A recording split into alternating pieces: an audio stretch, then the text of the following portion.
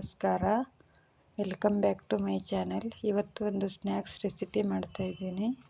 ಅದಕ್ಕೆ ಬೇಯಿಸಿರೋಂಥ ಆಲೂಗಡ್ಡೆನ ಸ್ಮ್ಯಾಶ್ ಮಾಡ್ಕೋಬೇಕು. ಅದಕ್ಕೆ ರುಚಿಗೆ ತಕ್ಕಷ್ಟು ಉಪ್ಪು ಮತ್ತು ಗರಂ ಮಸಾಲ, ಖಾರದ ಪುಡಿ ಮತ್ತು ಜೀರಿಗೆ ಪುಡಿ ಮತ್ತು ಧನಿಯಾ ಪುಡಿ ಹಾಕಿ ಮಿಕ್ಸ್ ಮಾಡ್ಕೋಬೇಕು. ಇದು ಈವ್ನಿಂಗ್ ಸ್ನ್ಯಾಕ್ಸ್ ಜೊತೆ ಟೀ ಜೊತೆಗೆ ಮಾಡಿದರೆ ತುಂಬ ಚೆನ್ನಾಗಿರುತ್ತೆ. ಅದಕ್ಕೆ ಸಣ್ಣದಾಗಿ ಹೆಚ್ಚಿರೋಂಥ ಕೊತ್ತಂಬರಿ ಸೊಪ್ಪು ಹಾಕಿ ಮಿಕ್ಸ್ ಮಾಡ್ಕೋಬೇಕು. ನಂತರ ಈಗ ಹಿಟ್ಟು ಕಲಸೋದನ್ನೇನು ತೋರಿಸಿಲ್ಲ. ಅದು ಮೈದಾ ಹಿಟ್ಟು, ಸ್ವಲ್ಪ ಉಪ್ಪು, ಸ್ವಲ್ಪ ಎಣ್ಣೆ ಹಾಕಿ ಹಿಟ್ಟು ಕಲಸ್ಕೋಬೇಕು. ಈಗ ಅದು ಉಂಡೆ ಮಾಡಿ ಲಟ್ಸ್ಕೋಬೇಕು. ಮತ್ತು ನಮ್ಮ ಚಾನಲ್ಗೆ ಸಬ್ಸ್ಕ್ರೈಬ್ ಮಾಡಲಿಲ್ಲ ಅಂದರೆ ಸಬ್ಸ್ಕ್ರೈಬ್ ಮಾಡಿ, ಮತ್ತು ವಿಡಿಯೋ ನೋಡಿದ ಮೇಲೆ ಲೈಕ್ ಮಾಡಿ, ಮತ್ತು ಫ್ರೆಂಡ್ಸ್ ಆ್ಯಂಡ್ ಫ್ಯಾಮಿಲಿಗೆ ಶೇರ್ ಮಾಡಿ. ಈಗ ಅದು ಲಟ್ಸ್ಕೊಂಡಾಗಿದೆ.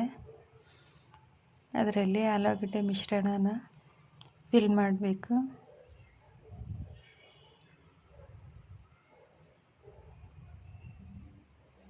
ಮಾಡಿ ಇದು ಚಿಕ್ಕ ಮಕ್ಕಳಿಗೂ ತುಂಬಾ ಇಷ್ಟ ಆಗುತ್ತೆ. ಈ ರೀತಿ ಮಾಡಿಕೊಟ್ರೆ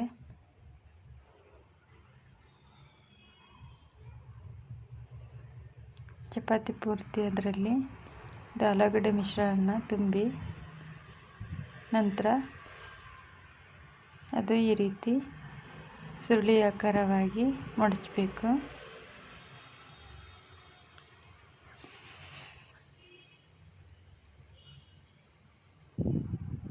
ಅದು ಮಡಚಿಬಿಟ್ಟು ಇದು ಸ್ವಲ್ಪ ದಪ್ಪನಾಗಿ ಲಟ್ಸ್ಕೊಂಡ್ರು ಕೂಡ ಚೆನ್ನಾಗಾಗುತ್ತೆ.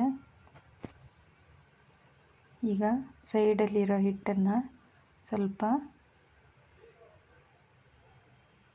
ಮಡಚಬೇಕು, ಇಲ್ಲಾಂದರೆ ಆ ಮಸಾಲೆ ಎಲ್ಲ ಹೊರಗಡೆ ಬರುತ್ತೆ.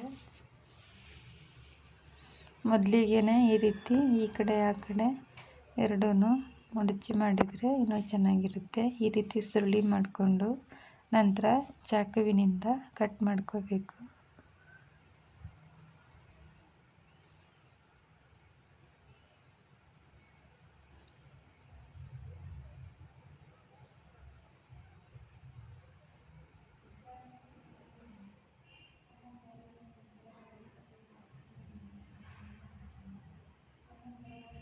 ಈಗ ಅದು ಕಟ್ ಮಾಡ್ಕೊತಾ ಇದ್ದೀನಿ.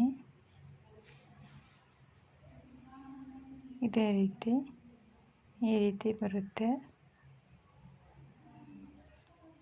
ಇದೇ ರೀತಿ ಎಲ್ಲನೂ ಕಟ್ ಮಾಡಿ ಇಟ್ಕೋಬೇಕು.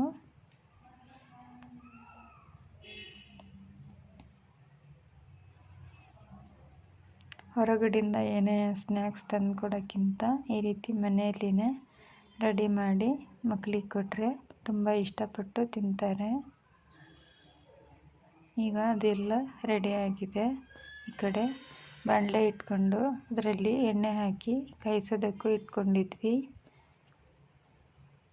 ಅದಕ್ಕೆ ಇದು ಮಾಡಿರೋ ಅಂಥ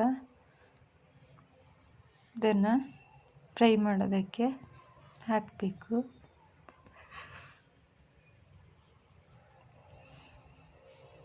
ಅದು ಈಗ ಫ್ರೈ ಆಗ್ತಾಯಿದೆ. ಇದು ಕ್ರಿಸ್ಪಿಯಾಗಿ ಕೂಡ ಬರುತ್ತೆ, ತುಂಬಾ ಟೇಸ್ಟಾಗಿರುತ್ತೆ. ಈಗ ರೆಡಿಯಾಗಿದೆ. ನೀವು ಕೂಡ ಇದೇ ರೀತಿ ಮಾಡಿ ನೋಡಿ, ನಿಮಗೂ ಇಷ್ಟ ಆಗುತ್ತೆ.